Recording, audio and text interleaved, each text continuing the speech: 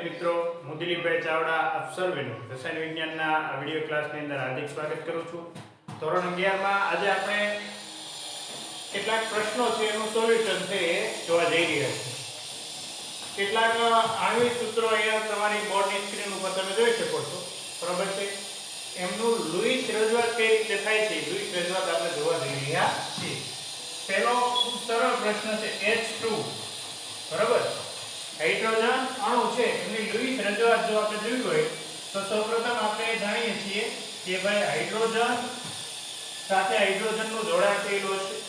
આ ઉપરાંત હાઇડ્રોજનની સંયોજકતા કક્ષામાં એક ઇલેક્ટ્રોન હોય. બંને હાઇડ્રોજનની સંયોજકતા કક્ષામાં એક ઇલેક્ટ્રોન બંને જોડાય અને H2 અણુ બનાવતા હોય છે.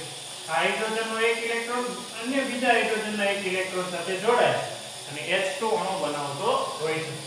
આમની ડબલેટ રચના ન પૂર્ણ થાય, આમની અષ્ટક રચના પૂર્ણ ન થતી હોય છે, પરંતુ અહીંયા ડબલેટ રચના પૂર્ણ થતી જોવા મળે છે.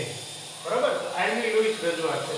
હાઇડ્રોજન છે એ એક ઇલેક્ટ્રોનની ભાગીદારી દ્વારા H2 અણુ બનાવે છે. બરાબર. તો હાઇડ્રોજન અણુ માટે આ વાત થઈ. બીજી વાત કરીએ આપણે O2 અણુ માટે, ઓક્સિજન વાયુ માટે. તેમાં ઓક્સિજન પરમાણુ સાથે ઓક્સિજન પરમાણુ જોડાવાનો હોય છે. હવે ઓક્સિજનની સંયોજકતા કક્ષામાં ઇલેક્ટ્રોન કેટલા હોય છે? તો આપણે ઓક્સિજન માટે એવું જાણીએ છીએ કે ભાઈ એમની સંયોજકતા કક્ષામાં 6 ઇલેક્ટ્રોન રહેલા હોય, 2,6. એટલે સંયોજકતા કક્ષામાં 8 પરમાણુ ક્રમાંક હોવાને કારણે 2,6 પ્રમાણે ઇલેક્ટ્રોનની ગોઠવણી એમની કક્ષામાં થયેલી હોય છે. અને એના આધારે આપણે એવું કહી શકીએ કે એમની સંયોજકતા કક્ષામાં 8 ઇલેક્ટ્રોન રહેલા છે. બરોબર છે. Sorry 6 electron. તો 6 ઇલેક્ટ્રોન આપણે આ રીતે દર્શાવશું. બરોબર છે. 1 2 3 4 5 અને 6 ઇલેક્ટ્રોન. તેમ અહીંયા પણ તમે જોશો તો 1 2 3 4 5 અને 6 ઇલેક્ટ્રોન. અહીંયા શું થશે તો કે ઓક્સિજનના એક પરમાણુ અન્ય ઓક્સિજનના બીજા પરમાણુ સાથે એક બંધ ઉપરાંત બીજો બંધ પણ બનાવશે. અહીં ટોટલ કેટલા બંધ જોવા મળશે? 2 બંધ જોવા મળશે. આપણે આની અન્ય એક રજૂઆત લખીએ તો આપણે અહીં લખી શકીએ હાઇડ્રોજન બોન્ડ હાઇડ્રોજન. જ્યારે ઓક્સિજન માટે આપણે લખવું હોય તો આપણે ઓક્સિજન માટે શું લખી શકીશું? ઓક્સિજન સાથે બીજો ઓક્સિજન ડબલ બોન્ડમાં જોડાયેલો છે. આ 2 ઇલેક્ટ્રોન દ્વારા એક બંધ અને આ બીજા 2 ઇલેક્ટ્રોન દ્વારા બીજો બંધ. તો સંયોજકતા કક્ષામાં તમે વધેલા ઇલેક્ટ્રોન છે એની ગણતરી કરશો તો કેટલા ઇલેક્ટ્રોન વધ્યા છે? 4. અહીંયા પણ સંયોજકતા કક્ષામાં કેટલા ઇલેક્ટ્રોન વધ્યા છે? તો કે 4. આ રીતે આપણે O2 અણુ માટે રજૂઆત છે આ રીતે પણ લખી શકીએ અને આ રીતે પણ લખી શકીએ. બરાબર. બંને લુઈસ રજૂઆત સાચી ગણાશે. ત્યાર પછી ત્રીજી વાત આપણે કરીએ એ છે O3 અણુ, ઓઝોન. બરાબર છે. O3 ઓઝોન અણુ છે એમની રજૂઆત આપણે કરવી છે. ઓઝોનની અંદર શું થયેલું હોય છે તો કે ઓક્સિજન સાથે અન્ય 2 ઓક્સિજન જોડાયેલા હોય છે. શું થયેલું હોય છે? ઓક્સિજન સાથે અન્ય 2 ઓક્સિજન જોડાયેલા હોય છે. બરાબર છે. હવે કેવી રીતે જોડાયેલા હોય છે? આપણે અહીંયા જોડાણ છે આ રીતે દર્શાવ્યા ડોટેડ લાઈનથી કે ઓક્સિજન એક ઓક્સિજન સાથે અન્ય 2 ઓક્સિજન પરમાણુ જોડાયેલા હોય છે. તો ઓઝોન માટે આપણે એક ઓક્સિજન સાથે અન્ય ઓક્સિજન છે બરોબર એક અલગ પ્રકારના બંધથી જોડાયેલો હોય છે. આ ઉપરાંત બીજા નંબરનો ઓક્સિજન છે એ ડબલ બંધથી જોડાયેલો હોય છે. હવે આ બંધ વિશે થોડીક વાત આપણે અહીંયા કરવી છે.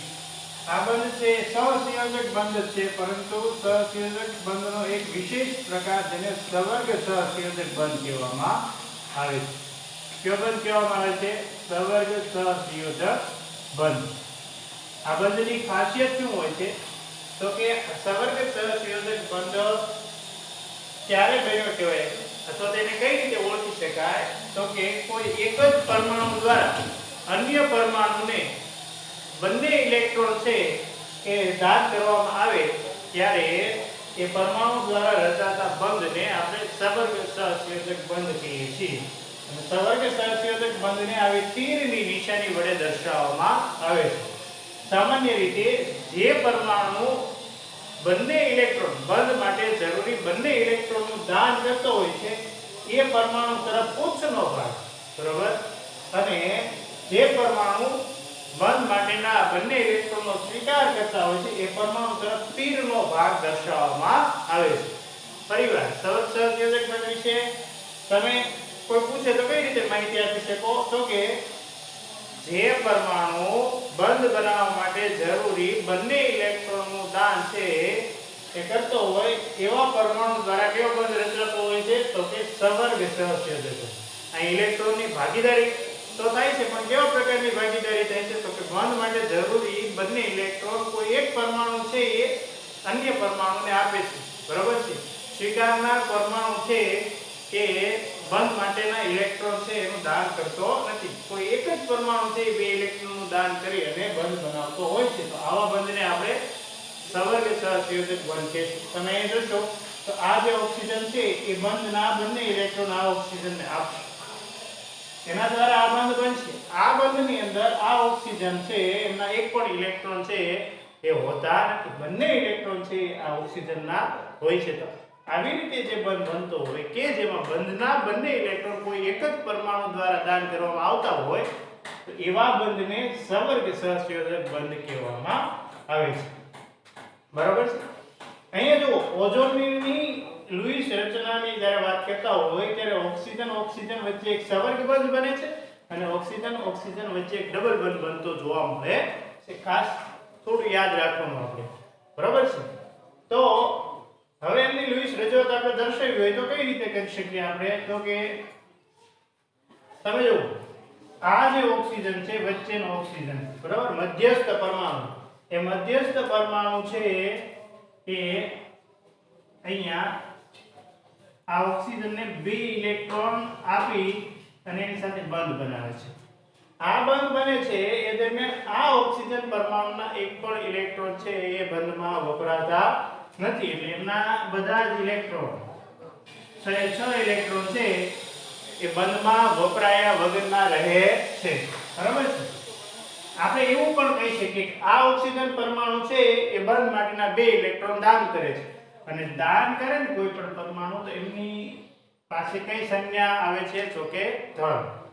અને આ ઓક્સિજને જે બે ઇલેક્ટ્રોન દાન કર્યું એ કોણે સ્વીકાર્યા? તો કે એની સામે સવર્ગ સહસંયોજક બંધ બનાવનાર પરમાણુએ. તો એમને ઇલેક્ટ્રોન મેળવ્યા કહેવાય તો એમની પાસે કઈ નિશાની આવશે?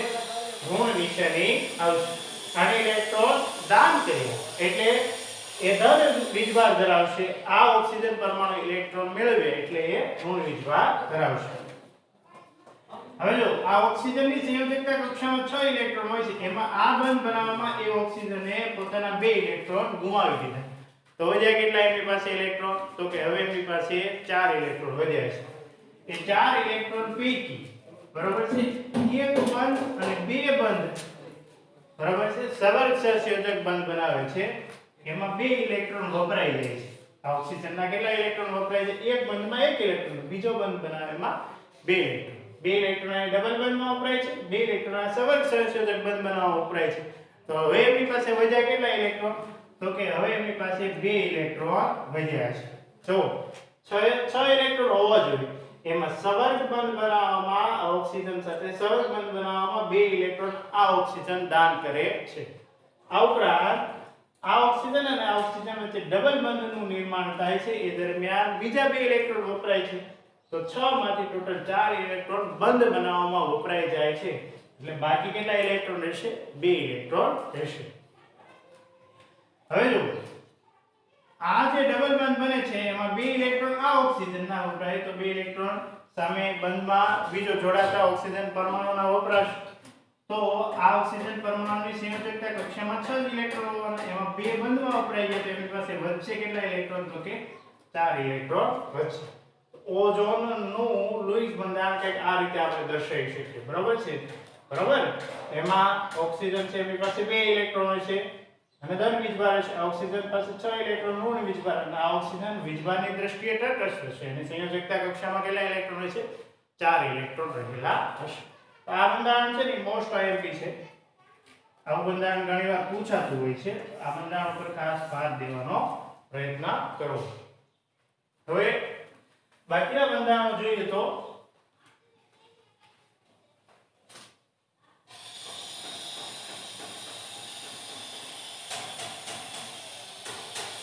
હવે પછીનું ચોથું બંધારણ આપણે જોવું છે. એ ચોથું બંધારણ છે NH3. બરાબર છે. મધ્યસ્થ પરમાણુ કોણ છે? નાઇટ્રોજન. નાઇટ્રોજન સાથે 3 ફ્લોરિન જોડાય છે. કેટલા ફ્લોરિન જોડાય છે? 3 ફ્લોરિન. એટલે આ રીતે 3 ફ્લોરિન જોડાતા છે. બરાબર છે. હવે બે વાત આપણે કરશું. નાઇટ્રોજન તેમની સંયોજકતા કક્ષાના ઇલેક્ટ્રોન આપણે આ રીતે દર્શાવી શકીએ 2,5. ફ્લોરિનના સંયોજકતા ઇલેક્ટ્રોનને આપણે આ રીતે દર્શાવી શકીએ 2,7. બરાબર છે. ફ્લોરિનનો પરમાણુ ક્રમાંક 9 અને નાઇટ્રોજનનો પરમાણુ ક્રમાંક કેટલો હોય છે? 7. તો નાઇટ્રોજનની સંયોજકતા કક્ષામાં 5 ઇલેક્ટ્રોન, ફ્લોરિનની સંયોજકતા કક્ષામાં કેટલા ઇલેક્ટ્રોન હોય છે? 7 ઇલેક્ટ્રોન હોય છે. હવે નાઇટ્રોજન પાસે 5 ઇલેક્ટ્રોન હોય એમાં 1, 2 અને 3 બંધ બનાવવા 3 ઇલેક્ટ્રોન વપરાઈ જતા હોય તો બાકીના 2 ઇલેક્ટ્રોન છે એની સંયોજકતા કક્ષામાં અહીંયા વધશે. તો આપણે નાઇટ્રોજન માટે આવું લખી શકીએ. નાઇટ્રોજનની સંયોજકતા કક્ષામાં 5 ઇલેક્ટ્રોન પૈકી 3 ઇલેક્ટ્રોન બંધમાં વપરાઈ ગયા તો વધ્યા કેટલા? 2 ઇલેક્ટ્રોન. બરાબર છે.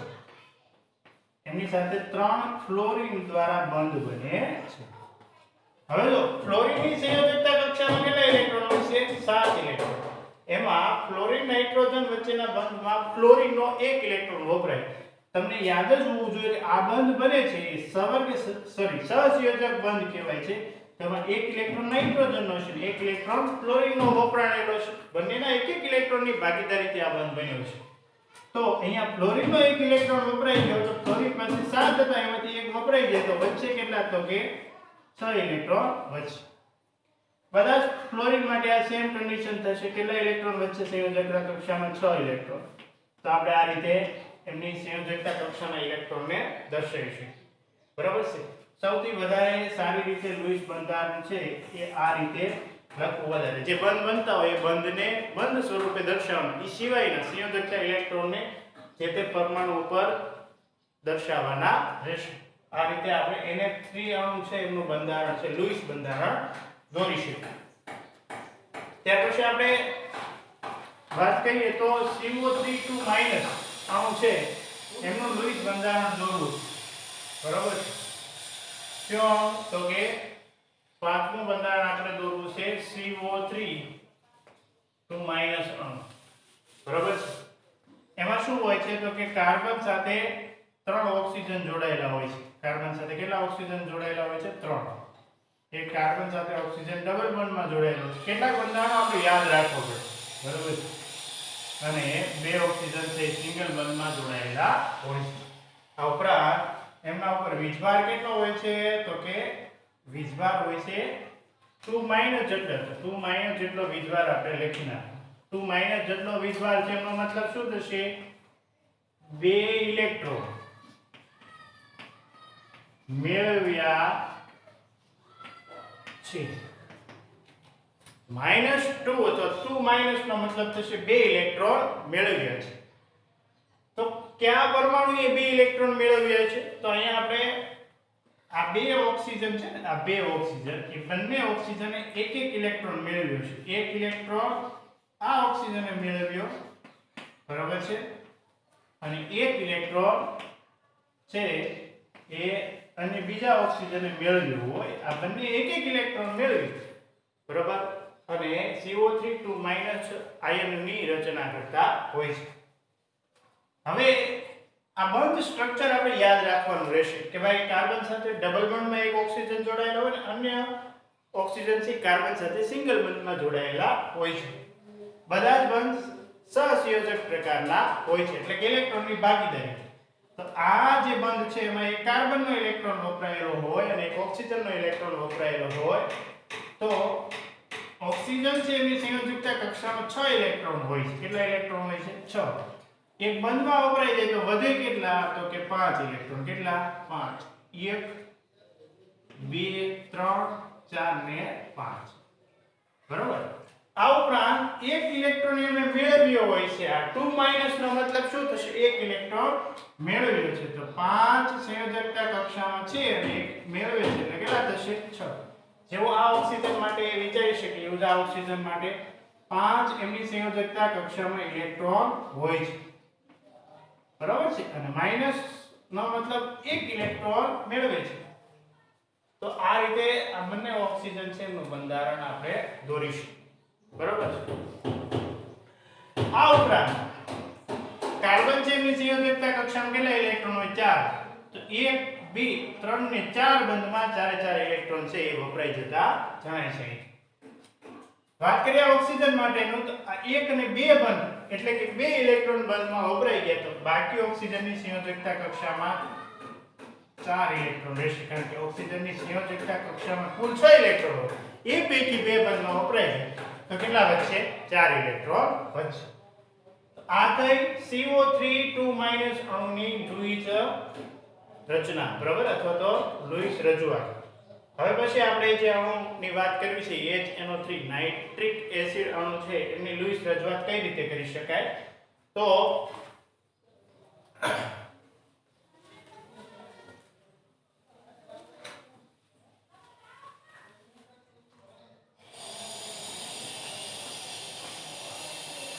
છઠ્ઠું બંધારણ છે HNO3, બરાબર, નાઇટ્રિક એસિડ HNO3. HNO3 બંધારણ દોરવું હોય તેમાં મધ્યસ્થ પરમાણુ હશે નાઇટ્રોજન. કોણ હશે? નાઇટ્રોજન. મધ્યસ્થ પરમાણુ નાઇટ્રોજન. આ ઉપરાંત નાઇટ્રોજન સાથે બરાબર એક ઓક્સિજન છે એ ડબલ બંધમાં જોડાયેલો છે. બરાબર છે. એક ઓક્સિજન ડબલ બંધમાં જોડાયેલો છે. આ ઉપરાંત નાઇટ્રોજન સાથે એક OH જોડાયેલો છે. બરાબર. નાઇટ્રોજન સાથે એક ડબલ બંધમાં ઓક્સિજન, એક નાઇટ્રોજન સાથે OH જોડાયેલો છે, એક નાઇટ્રોજન સાથે સવર્ગ બંધમાં ઓક્સિજન જોડાયેલો હશે. કેવા બંધમાં ઓક્સિજન જોડાયેલો છે? સવર્ગ બંધમાં. તો હવે તમે અહીં જુઓ ને તો નાઇટ્રોજન છે એની સંયોજકતા કક્ષાના બધા જ ઇલેક્ટ્રોન છે એ વપરાઈ ગયેલા આપણને જણાશે. કઈ રીતે? આપણે આ યાદ રાખવાનું કે નાઇટ્રોજન સાથે જો એક શું જોડાયેલો છે? OH જોડાયેલો છે. બરાબર. એક ડબલ બંધમાં ઓક્સિજન જોડાયેલો છે અને એક સવર્ગ બંધમાં ઓક્સિજન જોડાયેલો હશે. સવર્ગ બંધ વિશે તમે જાણતા હશો. તીરની નિશાની જ્યારે દર્શાવવામાં આવે ત્યારે બંધને કેવો કહેવાય? સવર્ગ બંધ કહેવાય. સવર્ગ બંધમાં જે બંધનો પુચ્છનો ભાગ હોય એ પરમાણુ એ બંધના બંને ઇલેક્ટ્રોન છે એ બંધ બનાવવા માટે છે દાન કરેલા હોય છે. તો અહીં નાઇટ્રોજન છે એમણે ઓક્સિજન સાથે બંધ બનાવવા માટે જરૂરી બંને ઇલેક્ટ્રોન છે દાન કરેલા હશે. આ ઓક્સિજનનો એક પણ ઇલેક્ટ્રોન આ બંધ બનાવવામાં ઉપયોગમાં લેવાયેલો નહીં હોય. જ્યારે આ બંધ છે એ સહસંયોજક બંધ, સાદો સહસંયોજક બંધ, આ ડબલ બંધ, બરાબર, એ ડબલ બંધ પ્રકારનો સહસંયોજક બંધ છે. હવે આની લૂઈસ રજૂઆત આપણે દોરવી હોય તો નાઇટ્રોજન ડબલ બંધમાં ઓક્સિજન છે, બરાબર, એનો મતલબ શું થશે? નાઇટ્રોજનના 2 ઇલેક્ટ્રોન બંધમાં વપરાણા છે અને ઓક્સિજનના 2 ઇલેક્ટ્રોન વપરાણા છે. ઓક્સિજન પાસે સંયોજકતા કક્ષામાં 6 ઇલેક્ટ્રોન હોય પૈકી 2 વપરાઈ જાય તો વધશે કેટલા? તો કે 4 ઇલેક્ટ્રોન. બરાબર છે. વાત કરીએ આ OH ની તો ઓક્સિજન સાથે શું જોડાયેલું છે? હાઇડ્રોજન. આ જે બંધ બન્યો, બરાબર, એમાં ઓક્સિજનનો 1 ઇલેક્ટ્રોન વપરાણો છે અને આ બાજુ બંધ બન્યો એમાં પણ ઓક્સિજનનો 1 ઇલેક્ટ્રોન વપરાણો. ટોટલ ઓક્સિજનના 2 ઇલેક્ટ્રોન વપરાણેલા છે. હોય છે કેટલા? ઓક્સિજન પાસે 6 ઇલેક્ટ્રોન, એમાંથી 2 વપરાય છે તો કેટલા વધશે? 4 વધશે. હાઇડ્રોજન પાસે એક જ ઇલેક્ટ્રોન હોય છે અને એક ઇલેક્ટ્રોન એ બંધમાં વાપરી નાખે છે. સંયોજકતા કક્ષામાં એક પણ ઇલેક્ટ્રોન વધતો નથી. આ બાજુની વાત કરીએ તો આ ખૂબ જ અગત્યનું છે. આ બને છે સવર્ગ બંધ, બરાબર. આ સવર્ગ બંધમાં આ ઓક્સિજનનો એક પણ ઇલેક્ટ્રોન વપરાતો નથી એટલે એમની સંયોજકતા કક્ષામાં જેટલા ઇલેક્ટ્રોન હોય છે એટલા યથાવત રહેશે. બરાબર છે. અને બંધ બનાવવા માટે જે જરૂરી 2 ઇલેક્ટ્રોન છે એ 2 ઇલેક્ટ્રોન કોણ આપેલા હોય છે? નાઇટ્રોજન. તો નાઇટ્રોજને ઇલેક્ટ્રોન આપ્યા છે એટલે નાઇટ્રોજન ધન વીજભાર ધરાવશે. સવર્ગ બંધ બનતો હોય ત્યારે વીજભાર દર્શાવવા જરૂરી છે. નાઇટ્રોજન ધન વીજભાર ધરાવશે અને 2 ઇલેક્ટ્રોન મેળવ્યા છે કોણે તો કે ઓક્સિજન. તો ઓક્સિજન કેવો વીજભાર ધરાવતો દર્શાવવાનો ઋણ વીજભાર ધરાવતો દર્શાવવાનો રહેશે. આ જે લુઈસ બંધારણ છે ને એ જ NO3 પ્રકારના અણુ માટેનું દર્શાવી શકાય. વિદ્યાર્થી મિત્રો આજના ક્લાસને આપણે એટલે સુધી રાખીશું. ફરી નવી વાતો સાથે મળીશું. ત્યાં સુધી આવજો.